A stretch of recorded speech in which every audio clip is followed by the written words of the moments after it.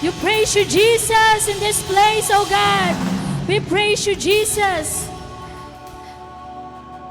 Lord, maraming salamat, oh God, sa umagang ito, Jesus.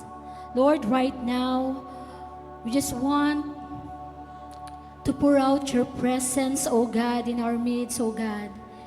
And right now, God, we will give you all out worship to you, mighty God.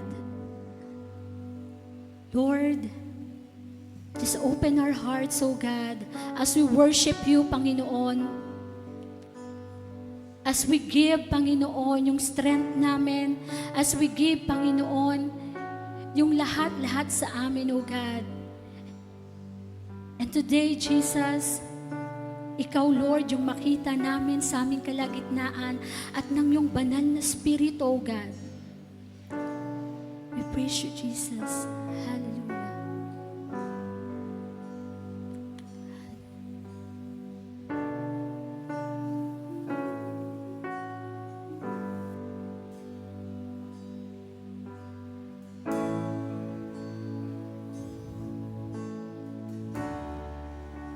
Into your hands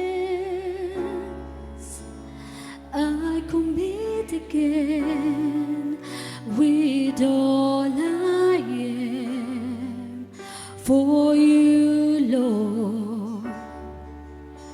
You hold my world in the palm of your hand, and I am yours forever.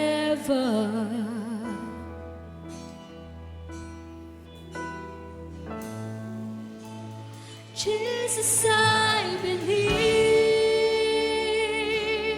in you. Jesus, I belong to you. You're the reason that I live, the reason that I sing. With all I am, I worship you. I walk with you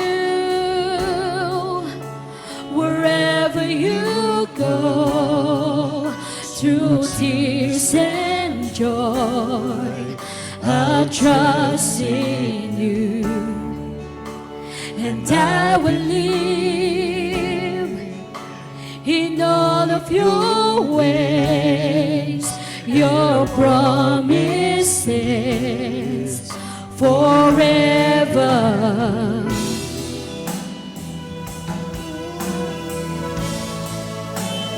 Jesus, I believe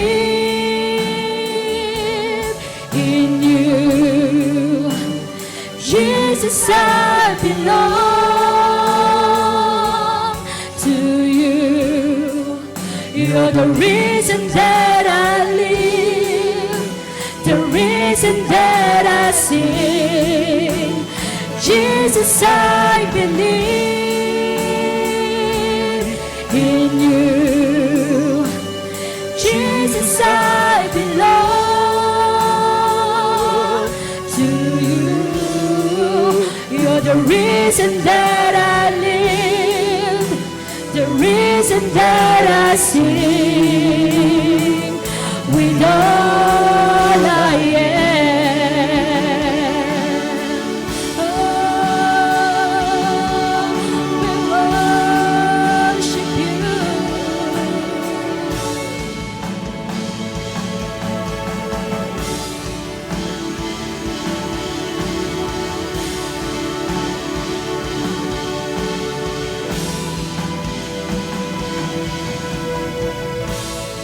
Come on, worship Him. I will worship. We worship you, Jesus. I will worship you.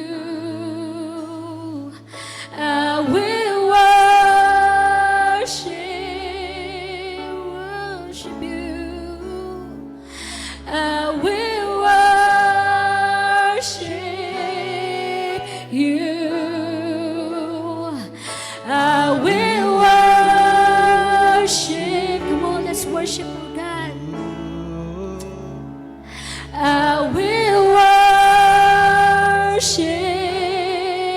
you. I will worship. Oh, I will worship you. I will worship. I will worship you. I will worship.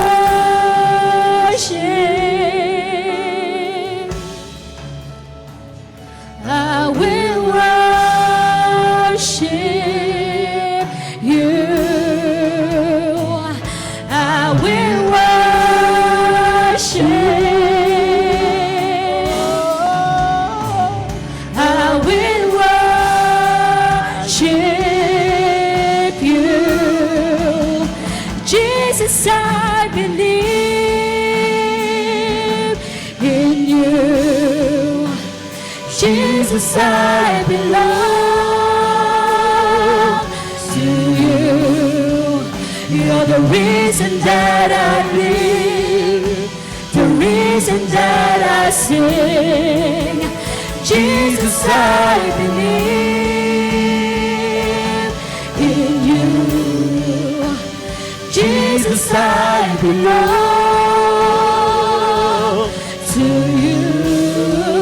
You're the reason that I live, the reason that I sing. Jesus, I believe.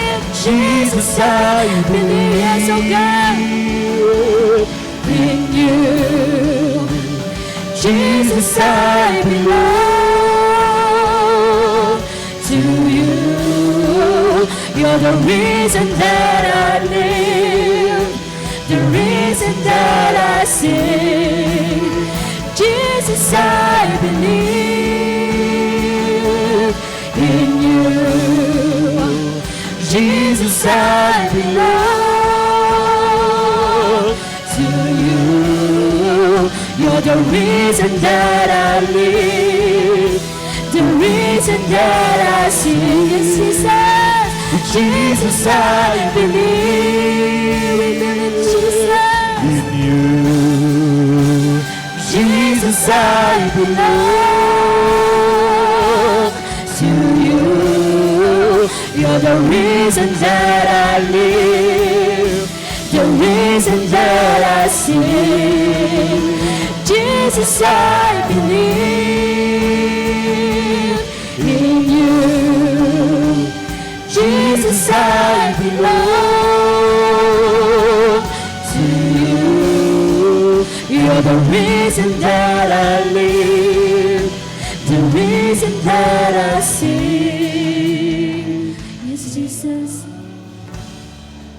Lord, we worship you in our place, oh God, and we will declare, Lord, your goodness, and we will declare, Lord, the victory, O God, sa aming mga buhay, O God. Lord, we believe in you, Jesus.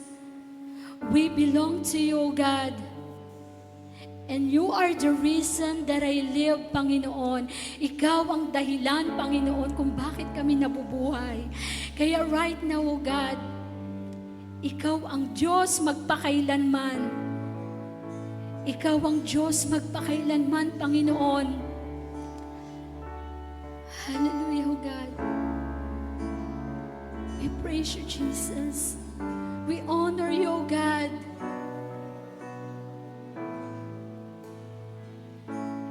Hallelujah, Jesus. Come on. At this moment, worship natin si Lord with all our strength. All out para sa Panginoon.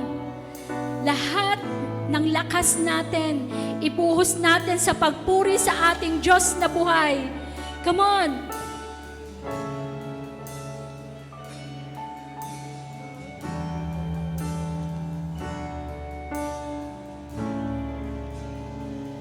I will worship. Yes, oh God. I will worship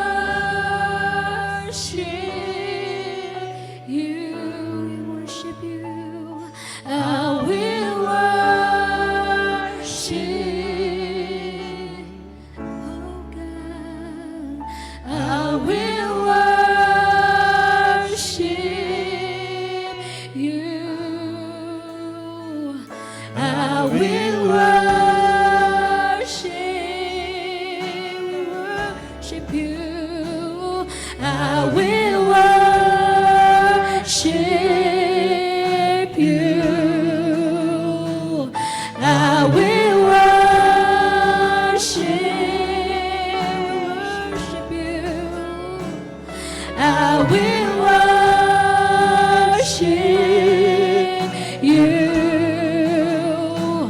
I will worship.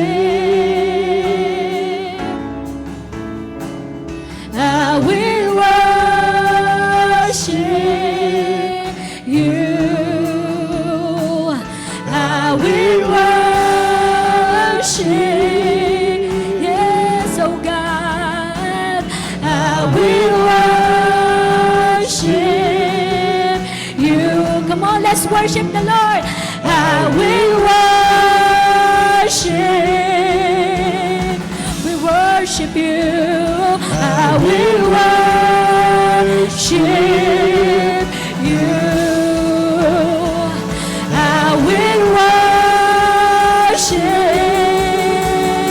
Yes, Lord. I will worship you. I will worship. Come on, let's worship. Come on, hallelujah. I will worship you. I will worship. I will worship you. Jesus, I believe in you. Jesus, I belong to you. You're the reason that I live, the reason that I sing. Jesus, I believe in you. Jesus, I belong to you.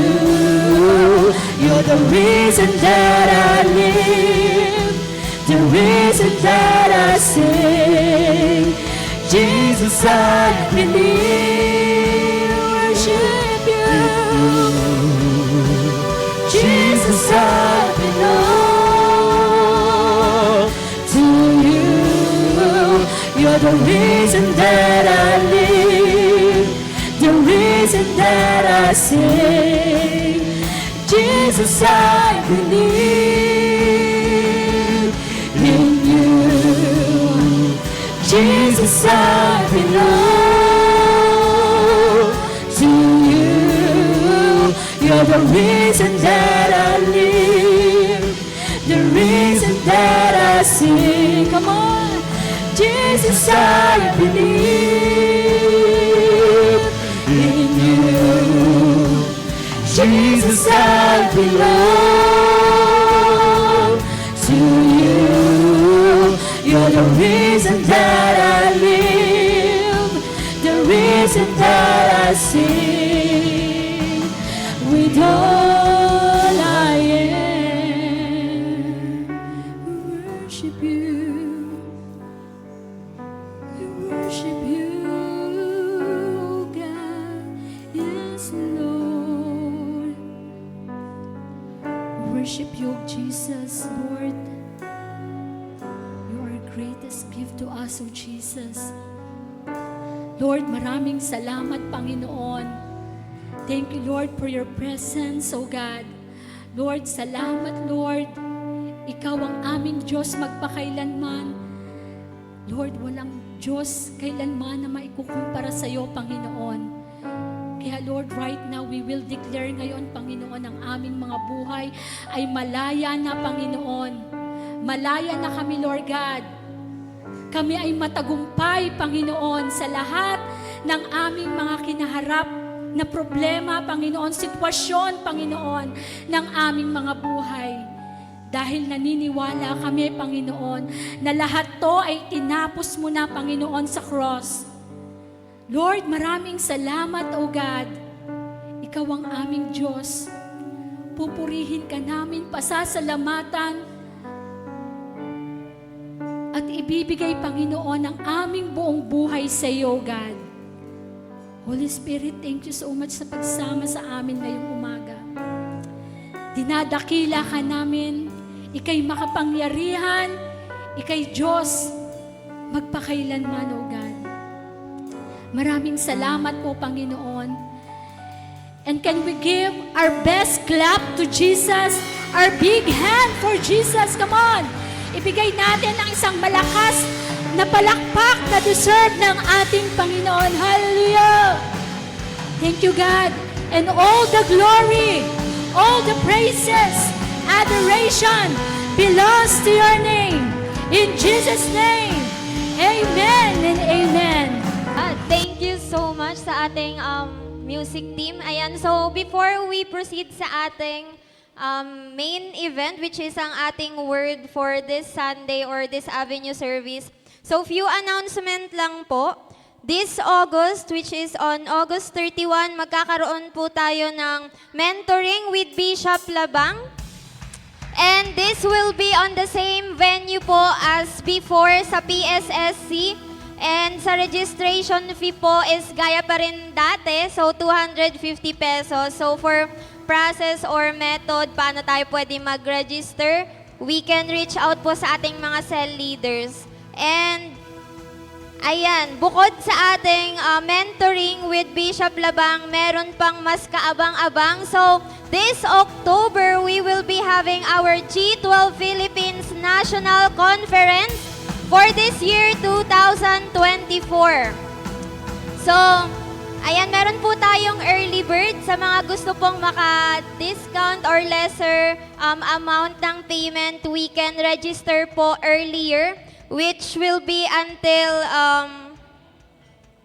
ayan, so early bird po natin is until August 15 to September 17. So pwede po tayo mag-register until that dates para po ma-avail natin yung early bird rate.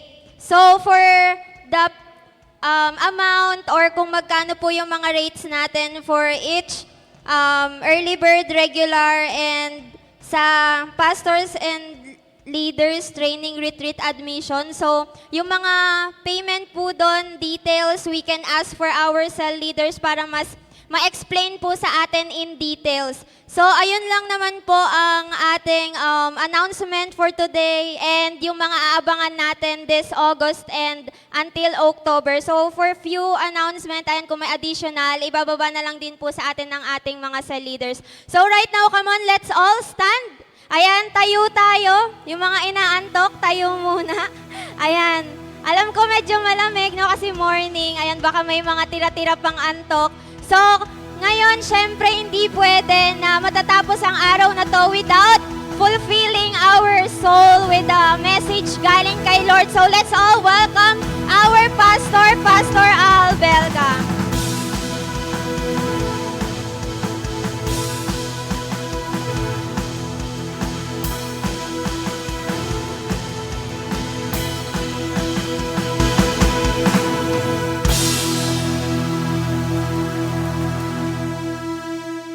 Good morning. Kumusta po kayong lahat? Sabi po sa Book of Proverbs 14 verse 30, ang sabi doon ay, a peaceful heart leads to a healthy body. Ang pusong masaya, ang pusong may kapayapaan, ay nakakatulong ito upang magbigay ng malusog na pangangatawan. Kaya sabihin mo sa katabi mo, lagi ka lang maging masaya.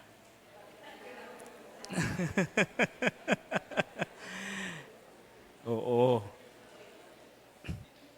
Maraming pagising natin sa umaga, sa bawat araw, ang dami-daming mga bagay na pwedeng mag-change ng ating mood. Pwedeng hindi tayong maging maganda yung ating mood, pero lagi nating piliin maging masaya kung gusto mong mabuhay ng matagal. Dahil ang taong laging malungkot ay maagang nagpapaalam sa mundo. Kaya wag natin, di ba, tayong mga tao, especially tayong mga magulang na, ang dami-dami na nating iniisip everyday. Amen ba? Ang dami. But glory to God kasi ang Diyos naman ay tinutulungan niya tayo sa lahat ng ating mga alalahanin. Amen? Ang kailangan lang talaga ng tao ay matuto silang magtiwala sa Diyos. May mga bagay talaga sa mundong ito na hindi natin kontrolado. Yung hindi mo kontrol, yung hindi mo magawa ng solusyon, ilapit mo sa Diyos. At ang Diyos na ang bahala doon. Amen? And ikaw din ang gagamitin ng Lord actually. Pero si Lord, magbibigay siya ng wisdom, magbibigay siya ng understanding, magbibigay siya ng tao para matulungan ka sa bagay na yon. Amen ba? Oo. Kaya, sabi sa Book of Proverbs, ay ang puso daw ng isang tao na may kapayapaan, ito ay nagbibigay sa kanya ng malusog na pangangatawan. However, kaso nga lang, ang puso daw, sabi niya, jealousy is like cancer in the bones. Sabihin mo sa katabi mo, huwag ka na magselos. Oo. Kasi kapag lagi kang nagsiselos, okay, pag siloso ka, para itong cancer sa iyong buto na unti-unting sinisira at inaagaw yung kapayapaan sa iyong isip.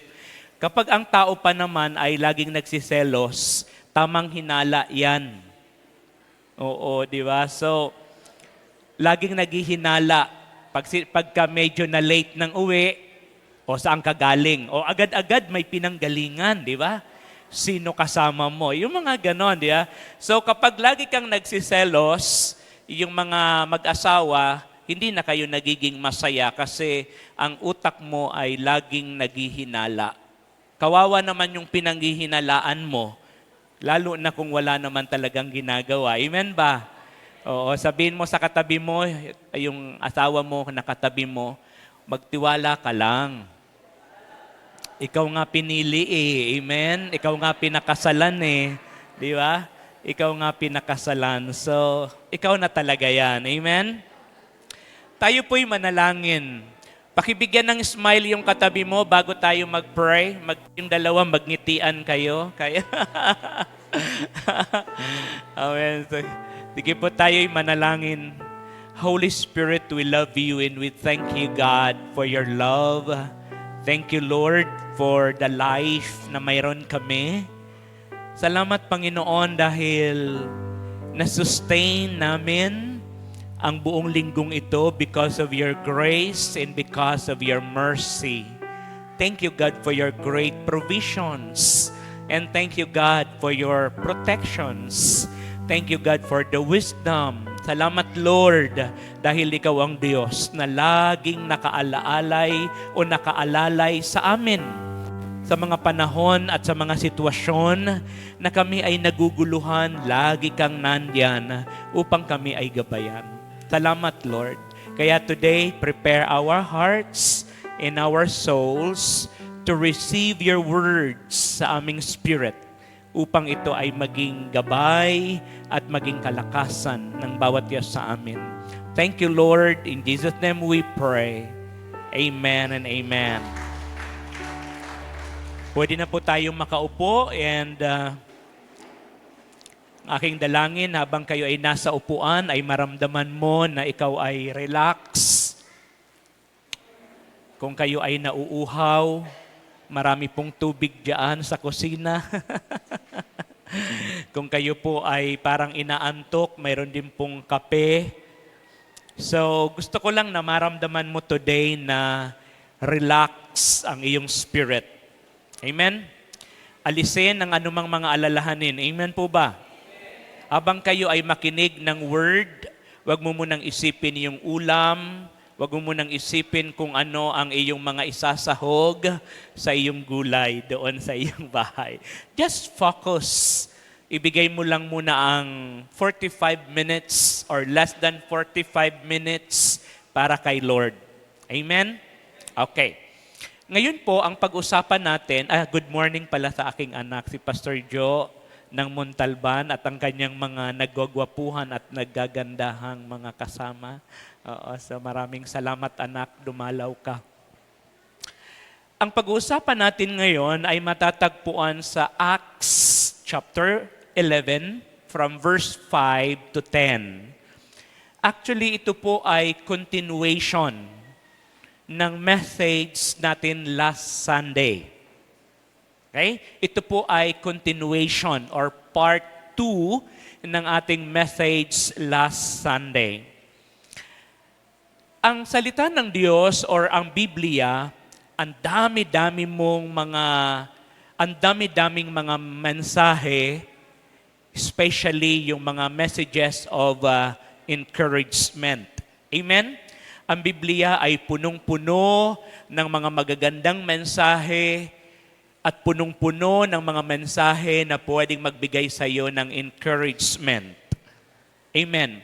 Pero alam nyo ba, people of God, na lahat ng mga mensahe sa Bible na makapagbigay sa atin ng encouragement, ang pinakamahalagang mensahe ay yung mensahe na may kinalaman sa pagliligtas ng ating Panginoong Hesus or may kinalaman sa mga ginawa na or nagawa na o sa mga tinapos na ng ating Panginoong Hesus doon sa cross of Calvary more than 2,000 years ago. Amen? Yan ang pinakamahalaga ay yung tinatawag na gospel. Pag sinabing gospel ay nakafocus kay Jesus Christ. Nakafocus sa kanyang ginawa, nakafocus dun sa resulta ng kanyang ginawa. Kaya po, ang church ay dapat lagi itong babalikan. Dapat laging dadalhin ang mga tao doon kay Jesus. Amen? Bakit? Sapagkat si Jesus ang ating simula at si Jesus din ang siyang katapusan. At si Jesus ang nagsimula upang tayo ay makawala doon sa tanikala ng kasalanan, para tayo ay makawala doon sa curses ng kasalanan. Si Jesus ang may gawa noon. Amen? Si Jesus ang Diyos na nagkatawang tao, at si Jesus ang Diyos na pumunta dito sa earth, at si Jesus din ang babalik dito sa mundo pagdating ng panahon upang sunduin niya ang lahat ng mga taong kumilala at tumanggap sa Kanya bilang Diyos at sariling tagapagligtas. People of God, lagi nating ilagay sa puso natin na ang pangarap ng Ama, na pangarap ng anak at tinatrabaho ng banal na Espiritu ay ang kaligtasan ng bawat tao.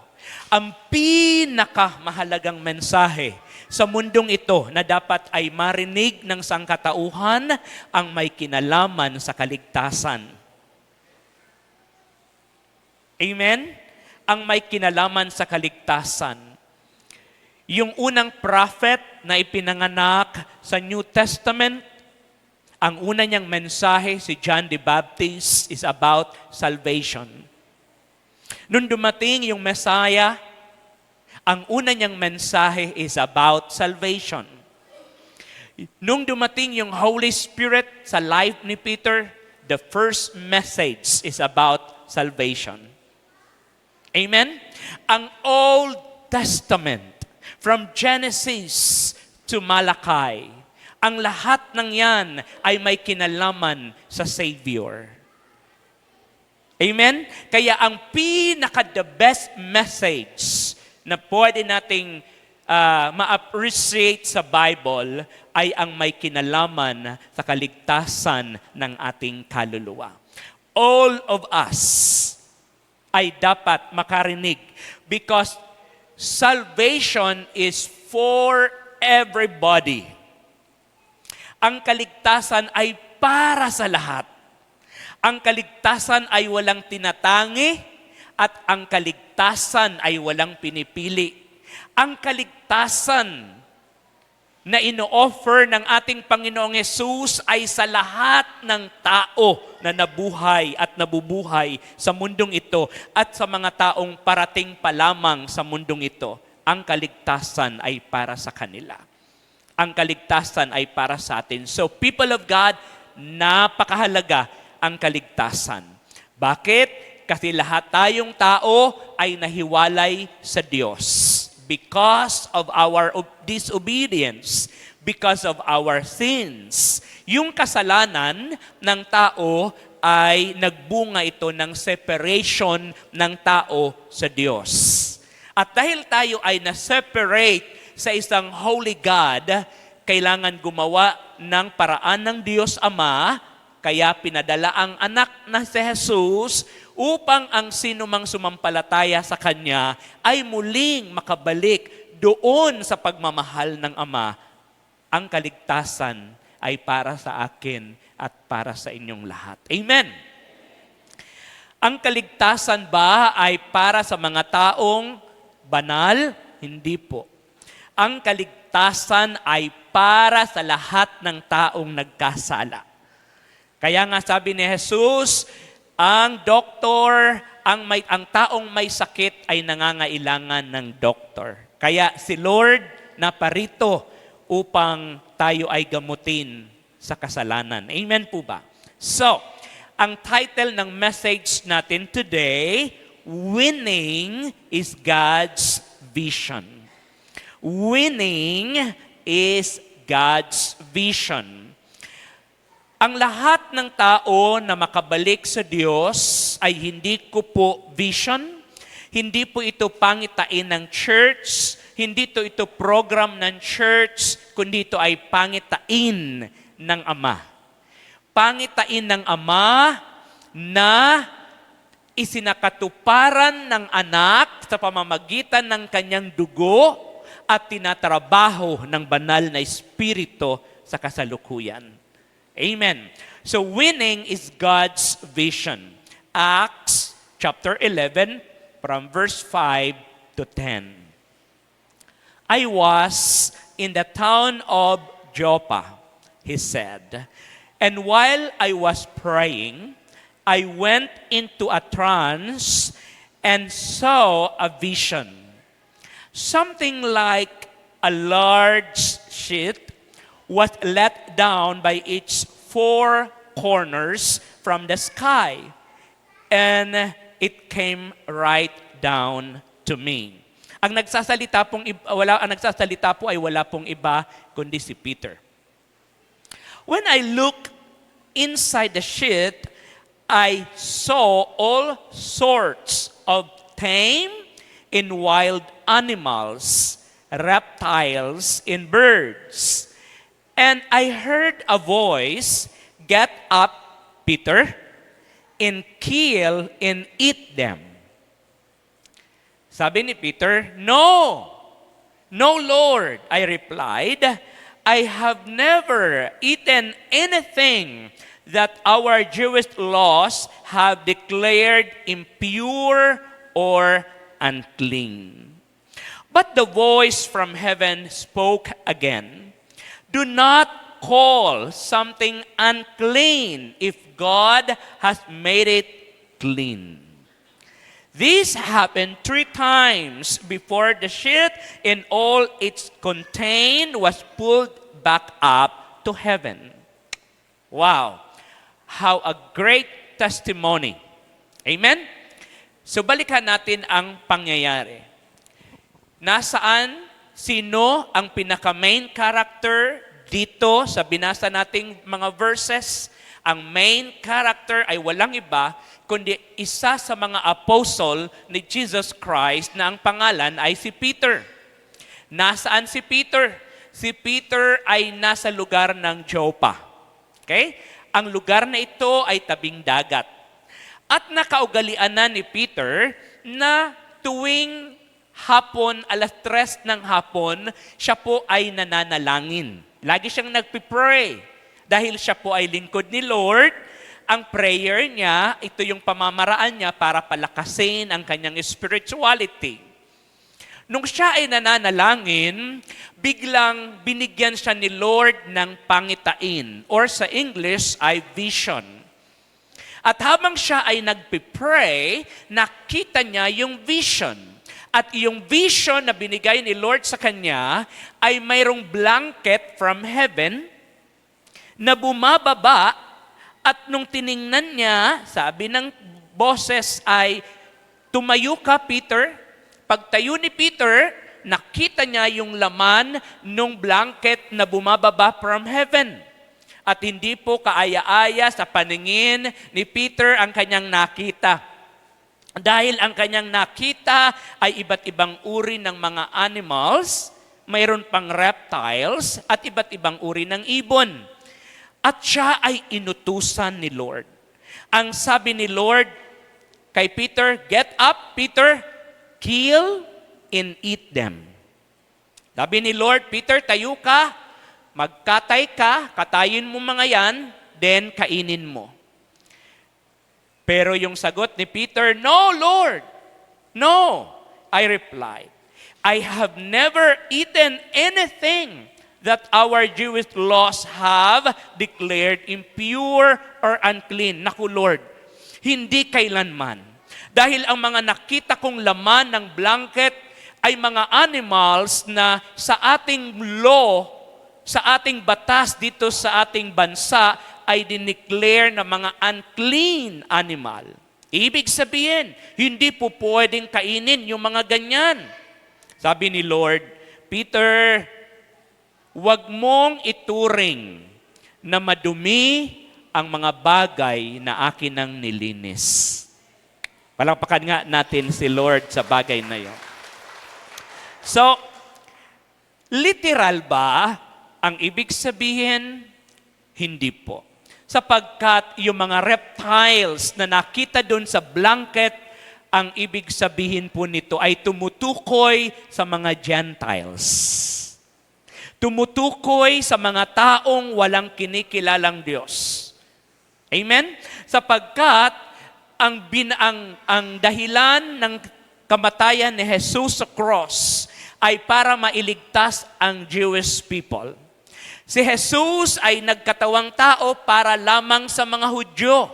Dahil ang mga Hudyo ay sila ang mga taong pinili ng Diyos nang dahil sa kanilang lolo na si Abraham, nung si Abraham ay kumilala sa Diyos ng Israel. Ibig sabihin, ako ay isang hintil. Ako ay isang Gentile. Hindi po ako kasama sa plano. Pakikalabit yung katabi mo. Hindi ka kasama sa original plan na iligtas ka. Oo. Hindi tayo kasama. Amen. Medyo malungkot po kasi hindi po tayo kasama sa plano na tayo ay maligtas. Kaso, nung si Peter ay nangaral sa mga Hudyo, at nung si Jesus ay dumating sa Jerusalem, lahat halos ng mga Hudyo ayaw tanggapin si Jesus, tinanggihan. Pero nung si Jesus ay pinakilala sa mga Gentiles, lahat ng mga Gentiles halos ay tinanggap si Jesus ng buong buo sa kanyang puso. Wow, palakpakan natin yon. Hindi tayo kasama sa plano, pero tayo ang unang nagbukas ng puso para kay Jesus.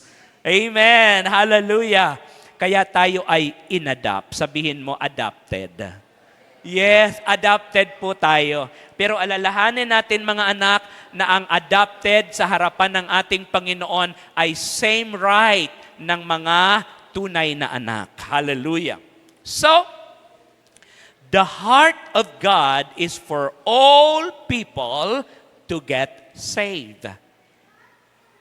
The heart of God is for all people to get saved. Ang puso ng Diyos ay para sa lahat ng tao na dapat makakilala. All believers should have this kind of heart. Hallelujah. Kung ito ay puso ng Ama, bilang mga believers, dapat ito din yung puso natin. Okay, puntahan na natin ngayon yung mga pamamaraan paano na-win ni God yung mga Gentiles sa pamamagitan ni Peter. Okay? Paano na-win? So, know and understand the process of God for winning. Number 1, puntahan natin yung verse 5. Yan, puntahan muna natin yung Acts. Sino yung mga nandiyan sa Book of Acts? Book of Acts chapter 11. And then, puntahan natin yung verse 5. Tingnan niyo po yung verse 5. I was in the town of Joppa, he said, and while I was praying, I went into a trance and saw a vision. Something like a large sheet was let down by its four corners from the sky, and it came right down to me. So, know and understand the process of God for winning. So, tingnan natin yung process ni Lord para mawin ng isang tao. Number 1, understanding the power of prayer. Understanding the power of prayer. People of God, simple lang na paliwanag kung bakit hanggang ngayon ay marami ang kumikilala sa Diyos. Kung bakit hanggang ngayon ay maraming mga taong nakakabalik kay Lord. Maraming taong nagbubukas ng puso sa Diyos dahil maraming mga tao ang nananalangin. Palakpakan natin si Lord sa bagay na yan. Ang kaligtasan ng isang kaluluwa ay nangyayari sa pamamagitan ng mga taong nananalangin. Kaya kapag ang church or the believers ay tumigil sa pagpipray, titigil din ang winning. Walang mawi-win kung walang magpipray. Hallelujah. Balikan natin, people of God. Nung si Jesus Christ nag-win ng soul ng mga apostles, ano ang sikreto ni Jesus Christ? Prayer. Amen? Prayer. Si John the Baptist, bago siya mag-speak ng repentance, anong sikreto ni John the Baptist? Prayer. Si Peter, nung siya ay nag-preach at ang kanyang message is about repentance sa Book of Acts, saan galing si Peter? Sa upper room. Anong ginawa sa upper room? Nag-pray. All the soul winners, prayerful. Amen? Lahat ng mga soul winners, powerful. Bakit, people of God? Prayer open your spiritual mind to understand the spiritual thing, God's vision. Kailan natanggap ni Peter yung pangitain mula sa heaven? Nung siya ay nagpipray.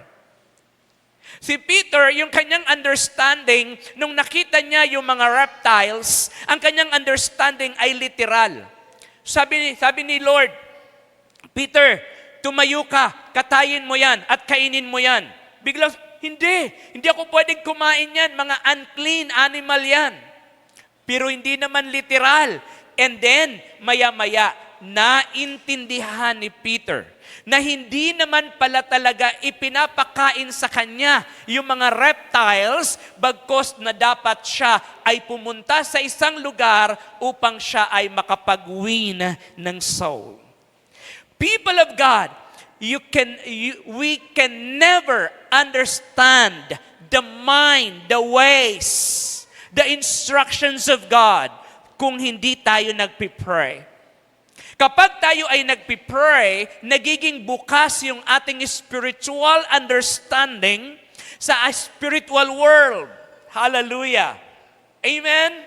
Kung gusto mong maunawaan si Lord, you pray. Gusto mong maintindihan yung heart ni Lord, you pray. Gusto mong maintindihan yung mind ni Lord, you pray. Hallelujah. Amen ba, people of God? So, kung bakit hanggang ngayon ay marami ang nasisave, marami mga taong lumalapit kay Lord, kasi maraming mga believers ang prayerful. Hallelujah. So, prayers open your spiritual ears to hear His message of commands. May command si Lord. Peter, you stand up, Peter. Kill them and eat. And then, kung babasahin natin the whole chapter, inutusan siya ni Lord na maya-maya, Peter, merong darating, may susundo sa'yo, at yung susundo sa'yo, Peter, sumama ka, Peter. Hallelujah. Amen. So, yung command, yung instructions ni Lord ay naririnig natin kapag bukas yung ating spiritual ears. At para bukas ang ating spiritual ears, ay kailangan na ikaw ay nagpipray. Hindi lamang ito applicable sa ating soul winning.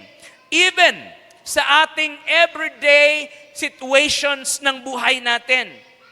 Kung sa bahay ninyo, mayroong malaking problema. Kung sa health mo, mayroong malaking problema. Kung sa relationship ninyo, mayroong malaking problema. Hindi mo maintindihan how to solve the problem, you pray. Yung anak mo, may problema ka sa iyong anak, you pray. May problema ka sa iyong girlfriend, sa iyong boyfriend, you pray. May problema ka sa iyong trabaho, you pray. Lahat ng iyong gagawin sa buhay na hindi mo maintindihan, na para kabagang naglalakbay sa mundong ito, na hindi na malinaw yung direksyon ng buhay mo, you pray. Yes. Hallelujah. Amen. Sometimes, people of God, parang tinitingnan natin yung life natin na parang napaka-difficult, parang ang hirap mabuhay sa mundo, ang hirap intindihin ng buhay. Pero people of God, hindi mahirap intindihin ang buhay. Hindi mahirap ang buhay sa mundo kung ikaw ay everyday connected kay Lord through prayer. Hindi mahirap magpalaki ng anak kung connected ka kay Lord. Hindi mahirap mag-sustain ng marriage kung connected ka kay Lord. Hindi mahirap mag-sustain ng anointing, ng fire, ng passion sa puso natin kung connected ka kay Lord. Hindi mahirap magkaroon ng income. Hindi mahirap mabuhay. Di ba minsan inisip natin, ang hirap-hirap ng buhay, ang hirap-hirap na nga ng sitwasyon, kulang pa sa pera. People of God, lahat ng bagay na yan, bago pa man tayo pinanganak, provided na yan. Bago lumabas ang tao sa book of Genesis, ang unang inilabas ni Lord ay lahat ng needs ng tao. Lahat ng pagkain ng tao ay inilabas na muna ni Lord bago dumating yung tao. Anong ibig sabihin? In every day of your life, hindi ka dapat pagkukulangin. Hindi ka dapat magkukulang. Basta connected ka kay Lord every day through prayer. Hallelujah. Prayers open your spiritual ears to understand its message. Then prayers remove all wrongs in unclean thinking. Alam niyo, people of God, di ba tayo mga tao, aminin man natin o hindi, sometimes madumi yung utak natin. Sagot naman kayo ng amen kung tao kayo. Ayan. Diba? Sa totoo lang, tayo mga tao minsan madumi yung utak natin. Kaya ko nasasabi yun, kahit ako nga, pastor na. Yung parang nagiging judgmental ka.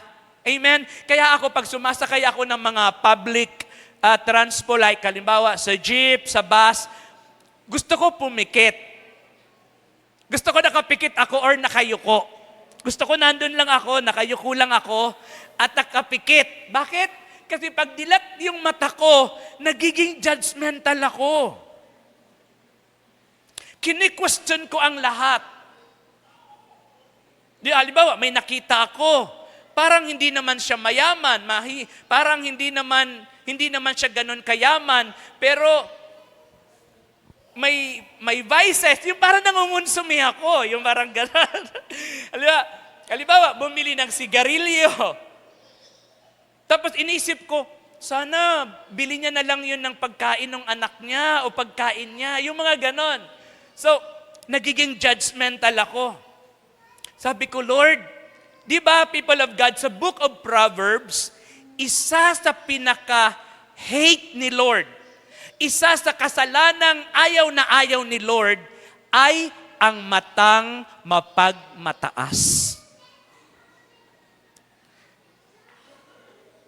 Di ba minsan yung ibang tao, yung mga ganito, yung mga miyembro ng ganito, hindi maliligtas. People of God, ingat ka sa mga sinasabi mo. Alam niyo bakit? Kasi ang sabi ni Lord, isa sa kasalanang ayaw na ayaw niya, at kapag ito ay taglay ng tao ay pwedeng hindi siya maligtas, yung matang mapagmataas.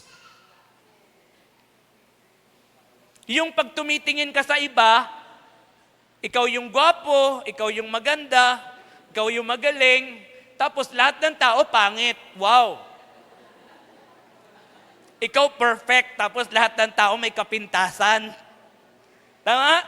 Pero people of God, hindi yan lumalabas sa bibig mo, but sometimes ganun ka mag-isip. Amen? Amen ba? Lalo sa Pilipinas. Sa Pilipinas, di ba? Pag nag-English, nakita mo wrong grammar, ay bobo. Amen? Ganon sa Pilipinas. Pero hindi natin naisip na yung English, hindi natin language. Amen? Hindi mo mapiperfect yun kasi hindi mo naman language yun eh. Amen ba? Filipino naman yung language natin. So, prayers remove all wrongs and unclean thing in your mind. Hallelujah. Number two,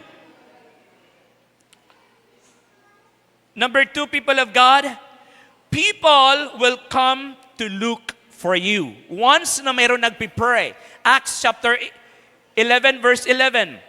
Just then, 3 men have been sent from Caesarea, arrived at the house where we were staying. You see, habang nagpipray, si Peter, hinanap na siya ng 3 tao.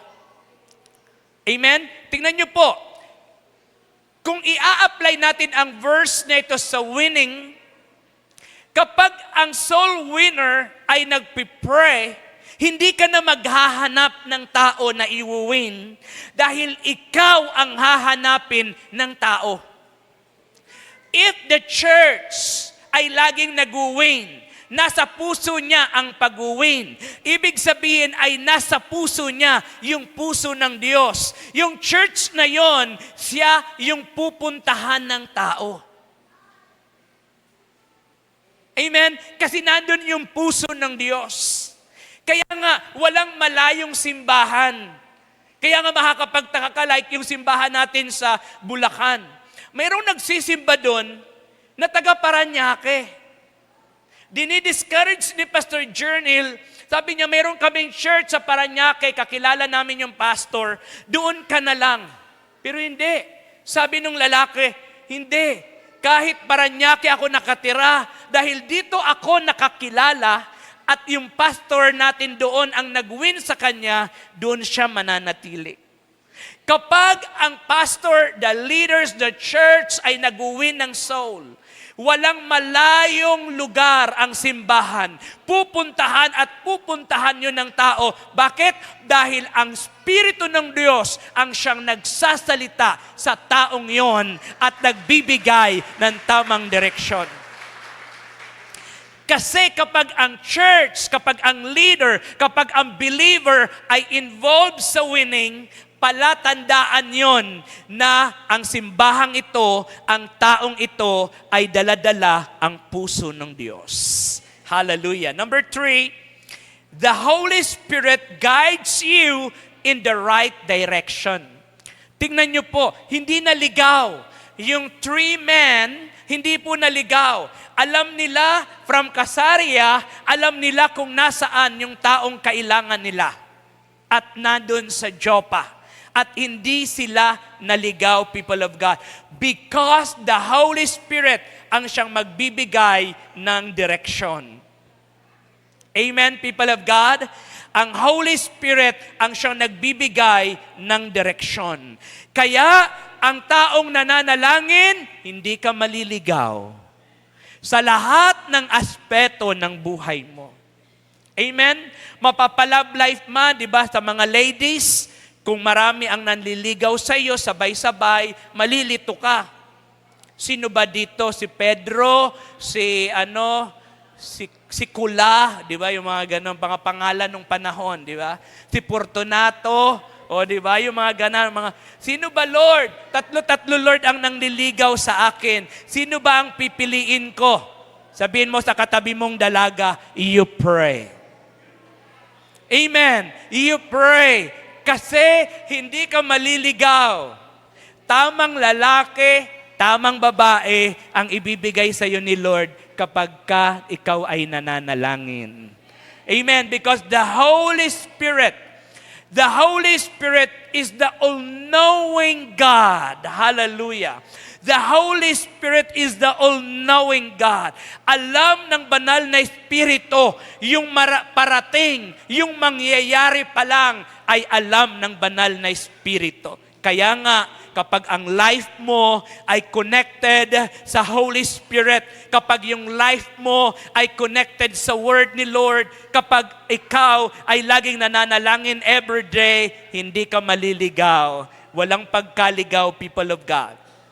Number 4, Acts chapter 11, verse 13 and 14. He told us how an angel had appeared to him in his home and had told him, send messengers to Joppa and summon a man named Simon Peter. He will tell you, he will tell you how you and everyone in your household can be saved. People of God, number 4 points, God's desire is for every family in household to be saved. Si Lord, ang nais niya, ang pamilya ay ma-save. People of God, magbigay ako sa inyo ng konting testimony. Pero bago yon, gusto ko muna kayong tanungin, mahal nyo ba ang pamilya nyo? Hala, parang ang hina naman. Lakas-lakasan, yung mga nakapagkape ng 3-in-1. Mahal nyo ba ang pamilya nyo? Yes! Ang pamilya natin, yan yung mga taong pinakamamahal natin. Amen? Yan yung taong masabi nating atin, at kanila tayo. Amen ba? Maraming tao sa mundo, marami kang pwedeng maging kaibigan, pero ang pamilya mo ay pamilya mo. Pero people of God, ang bad news is, ang bawat pamilya ang target ng kaaway para sirain. Amen? Ang bawat pamilya ang target ng kaaway para wasakin. Saan niya sisimulan? Sa mag-asawa. Bakit mo nasabi yun, Pastor Al? Balikan natin yung Genesis. Amen? Nung si Adan at si Eve ay nagsama na bilang mag-asawa, sila yung pinonterya ni Satan. Nung si Adan ay wala pang asawa, hindi naman pinonterya. Amen? Hindi naman siya kinakausap. Pero nung dumating na si Eve sa buhay niya, at sila ay mag-asawa na, sila ay pamilya na. Sa book of Genesis, ang plano ni Lord sa pamilya ay blessed. Amen? Bless them. Sabi doon sa book of Genesis, So si Lord, ang plano sa pamilya ay pinagpala. Hindi po pagpapalain, kundi pinagpala na. Pag tiningnan natin doon yung blessed, ibig sabihin, pinagpala na ang bawat pamilya. Si Adan at si Eve ay blessed by God. Pero si Eve at si Adam, sinira ng kaaway. Ang target ni Satan para masira ang isang tahanan ay wasakin ang marriage. May ipapadalang mga third party. Amen. Then, kung hindi niya masira yung mag-asawa, yung marriage, ang titirahin niya anak. Anak ang titirahin niya. Anak ang kanyang pagpaplanuhan. Kaya nga, para sa Pilipinas, marami ng pamilya ang naniniwala na sa iyong anak, meron talaga dyan black sheep. Kaya nga minsan may mga biruan na, pare, ito ba yung panganay mo? Oo, panganay ko. Naku pare, yung panganay mo, pag tiningnan ko, kailangan ka na mag-ipon-ipon ng pampiyansa. Mayroong mga ganong biruan. At hindi yun maganda, ha? Ayaw ko yung ganong joke.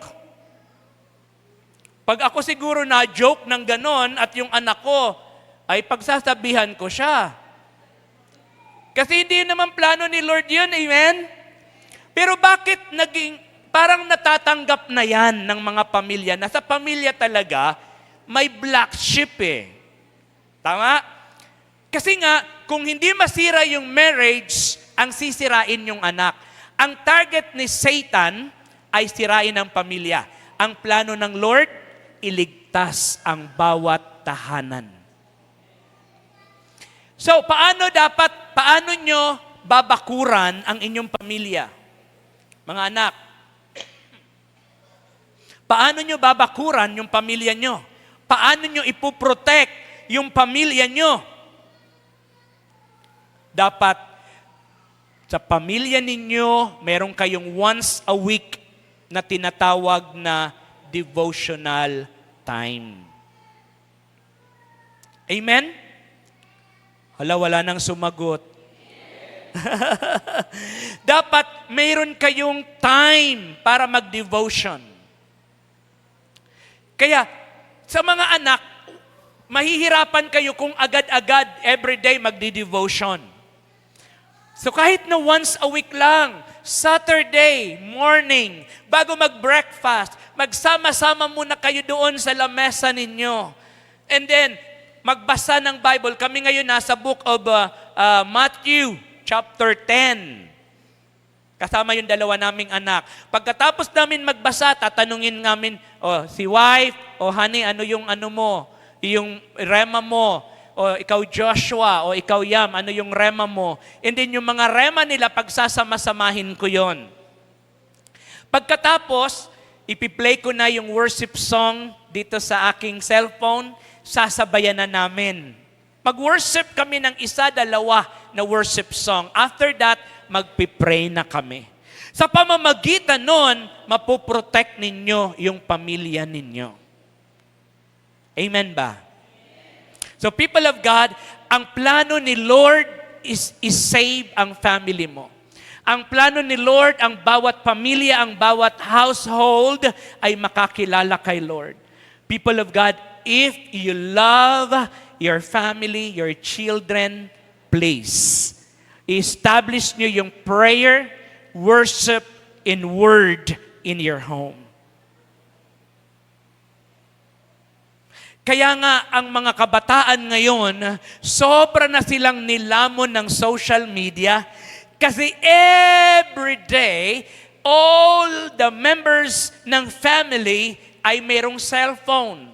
Lahat sila ay connected sa world, pero hindi sila connected sa word. Sila ay connected sa world, pero hindi sila connected kay God.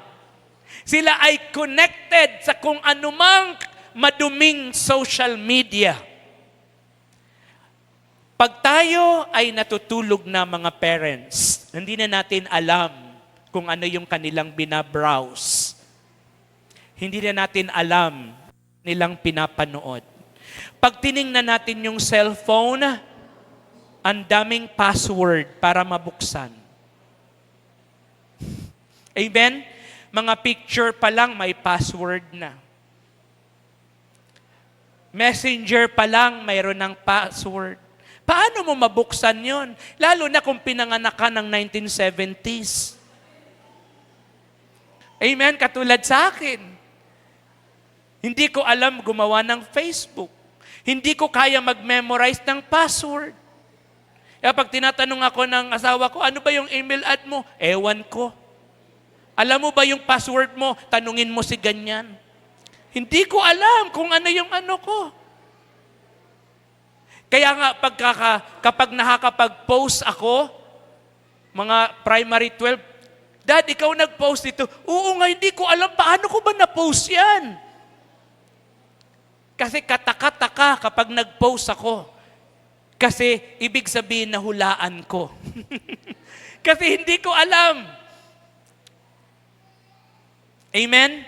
People of God, if you love your family, if you love your children, dalhin mo yung presence ni Lord in your home. Bakit, mga anak? Dahil education without spirituality, wala.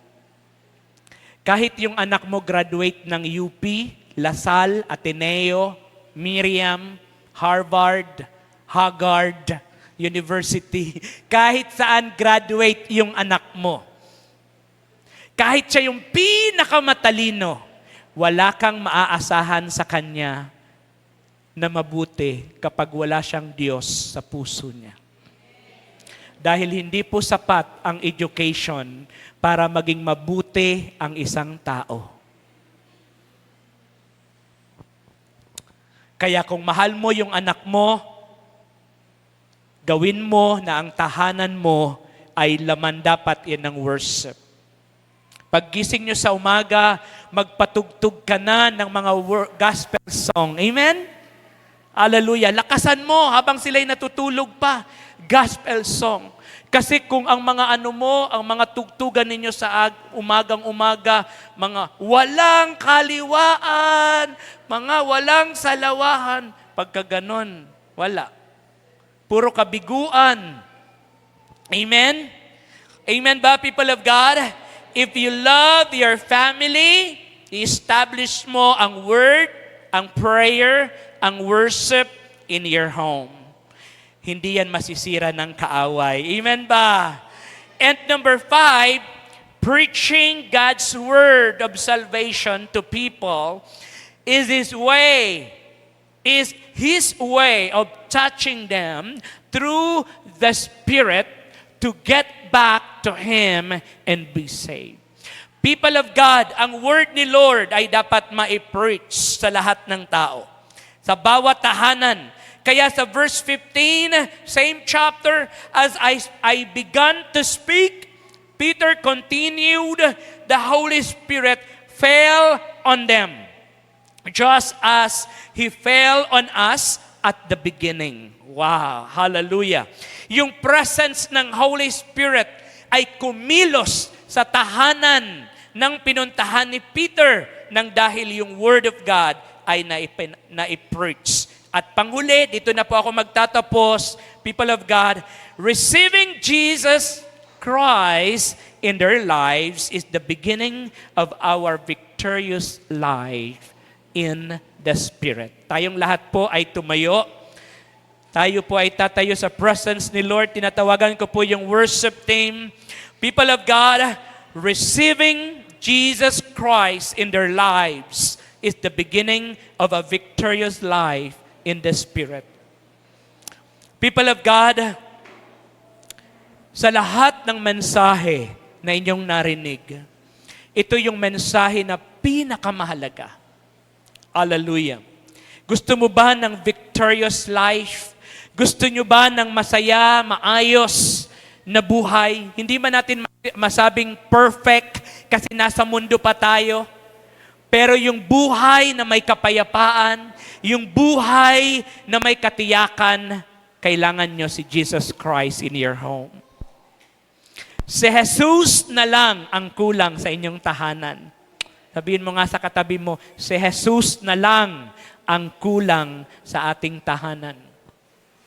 Si Jesus na lang ang kulang. Kapag si Jesus ay nasa inyong tahanan, people of God, walang problema.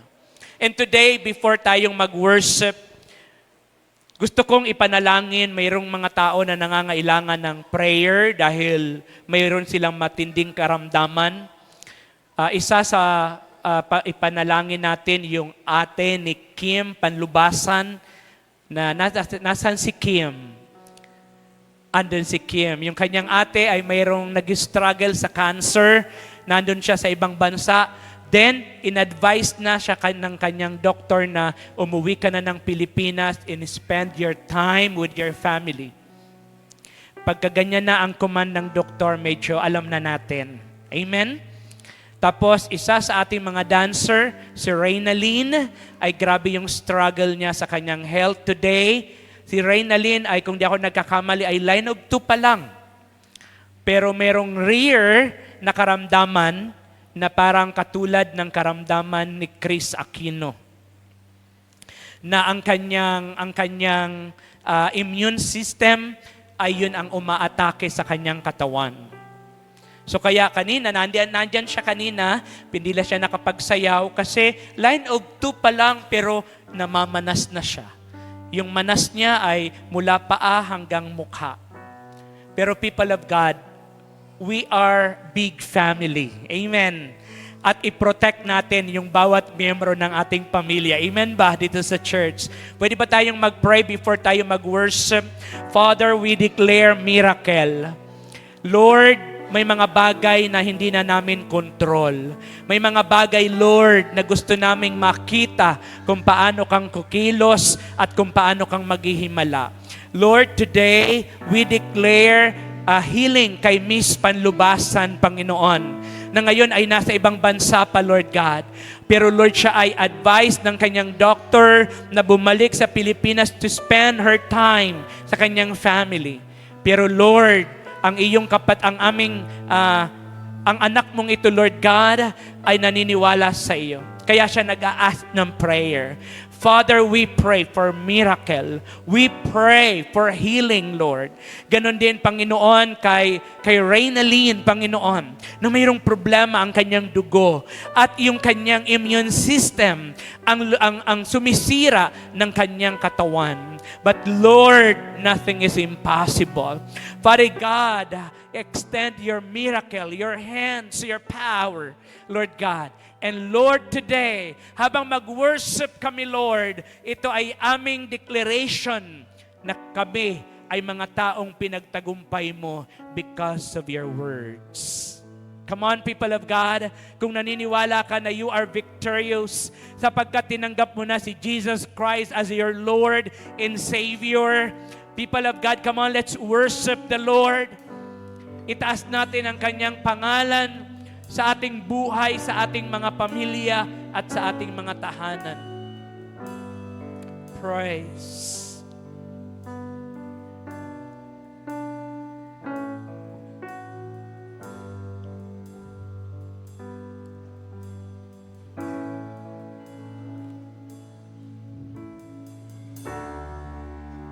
Into your hands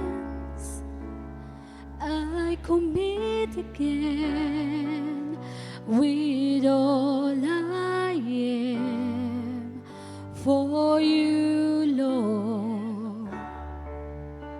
You hold my world in the palm of your hand, and I am yours forever.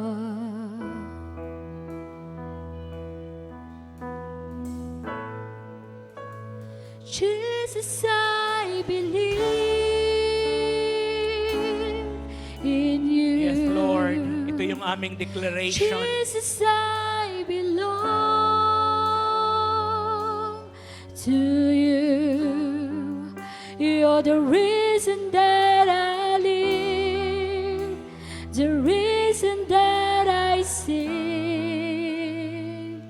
with all I am. Yes, God. Hallelujah, Lord. Receive our worship. I walk with you wherever you go. Oh, yes, oh Through God. tears and joy, I trust in you, and I will live in all of your ways, your promises forever.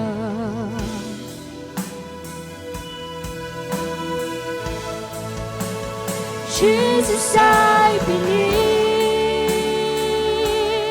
in you. Jesus, I belong to you. Yes, You're the God. reason that I live, Praise. the reason that I sing. Jesus, I believe in you. Jesus, I belong to you. You're the reason that I live, Oh, yes, oh God. the reason Hallelujah. that I sing. Tinatas namin ang iyong pangalan, Jesus, O I Diyos. believe Come on, people of God. Hallelujah. in you. Ang bawat pamilya Jesus, I ay magpupuri sa iyo. belong to you. You're the reason that I live, the reason that I sing with all I am. Oh, we praise you, Lord. Oh, God. Come on, hallelujah, Lord. We praise your We name, O worship God. you. We glorify your name. You are the King of Kings and you are the Lord of Lords.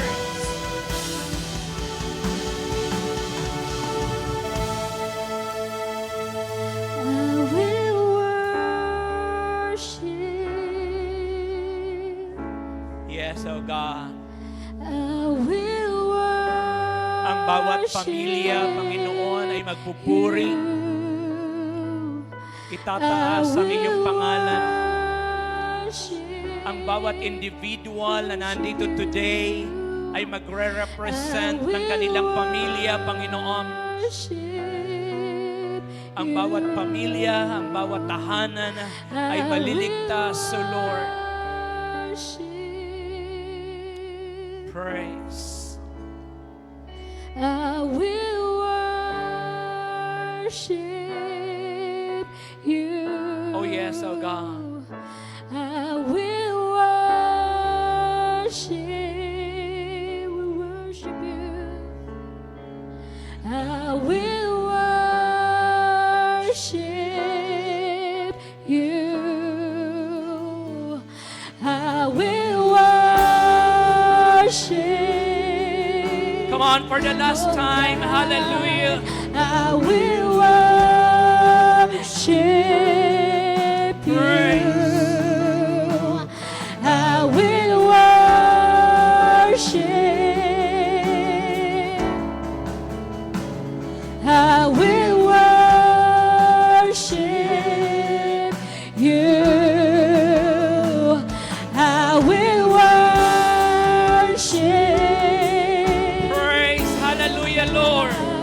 I will worship you. I will worship. I will worship you. I will worship you, oh God. Praise. I will worship you. I will worship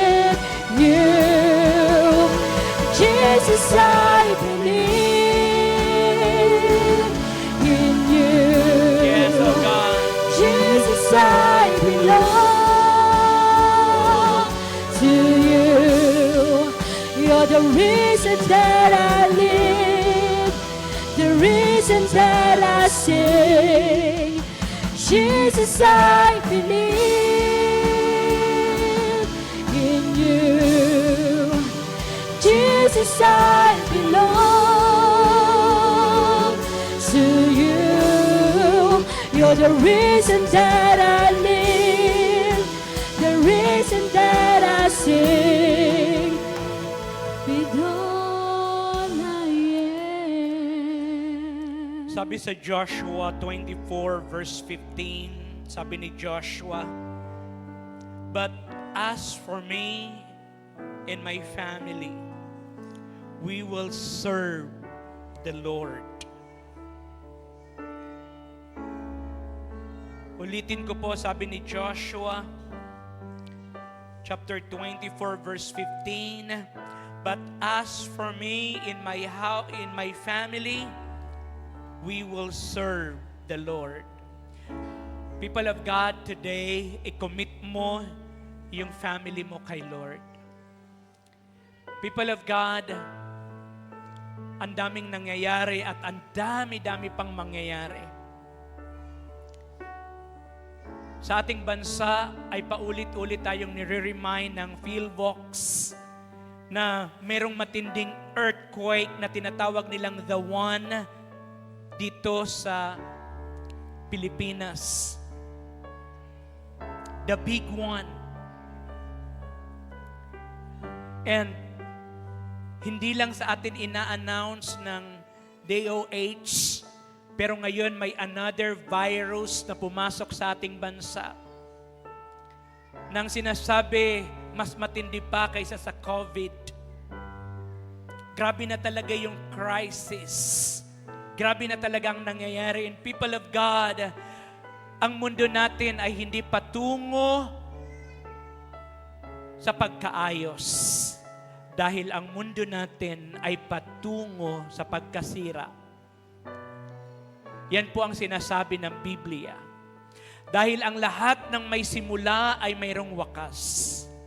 Pero people of God, sabi ng salita ng Diyos, huwag tayong matakot sa pwedeng sumira o pumatay ng ating katawang pisikal. Ang dapat nating katakutan ay ang pwedeng pumatay ng ating kaluluwa. People of God, if you love your family, dalhin mo sila kay Lord. Hindi pera, hindi education ang makakapagligtas at ang makakapag-protect sa ating family, but only Jesus Christ, but only God. Hallelujah. Kaya people of God, habang ako ay nag-pray dito sa pulpit, inilalagay ng Lord in my mind, in my heart, na i-encourage ko kayo, bawat pamilya, na kahit one time lang, ay puntahan ko ang inyong tahanan. Para tayo ay kahit one time lang, magkaroon ng prayer. I-dedicate, i-offer the house, the family kay Lord. Ano man ang mangyari, ang pamilya natin, sabi doon sa song, hallelujah, tayo ay belong kay Jesus Christ. Hallelujah. I-recommit natin uli ang ating pamilya sa harapan ng ating Panginoon. For this time, ang sarap sabihin kay Lord na, Lord, ako at ang aking buong sambahayan ay maglilingkod sa iyo. Father God, I pray and I declare protections, I declare favor, I declare healing, I declare restoration, and I declare love, and I declare acceptance, forgiveness. I declare grace and mercy. And I declare, hallelujah, your divine protection, so Lord, sa bawat pamilya. Lord, walang black sheep sa family. Lord, walang pamilya na ang plano mo ay sirain. Ang nagpaplano lang ng sumira ng pamilya ay walang iba kundi si Satan. Sapagkat, Lord, all of us, we are blessed because you are our God. Lord, marami pong salamat. Pagpalain niyo po ang bawat siya sa amin. Uuwi kami, Panginoon, na ang aming pamilya ay secured dahil mayroon kaming Diyos na katulad mo. Thank you, God. You are omnipotent God, you are omnipresence God, and you are omniscience God. We love you so much. Thank you, Lord. In Jesus' name we pray. Amen and amen. Hallelujah. Pwede ba natin bigyan ng hug yung ating katabi, kamayan, yakapin, batiin. Hallelujah. Thank you. Salamat sa inyong pagpunta. Hallelujah. Maraming salamat. People of God, tulad ng aking sinabi kanina, yung aking desire for this month, kasi medyo free naman ako for this month, kung yung bahay ninyo ay gusto nyo na ipag-pray kahit one time, mag-chat lang po kayo kay mommy or sa akin or sa mga leaders. Sabihin nyo yung oras, yung araw, pupuntahan ko kayo. Amen? And then, kahit one time lang. Kasi kung hindi pa kayo ready na once a week or every month, kahit one time lang, mapuntahan yung inyong tahanan. Maraming salamat and God bless.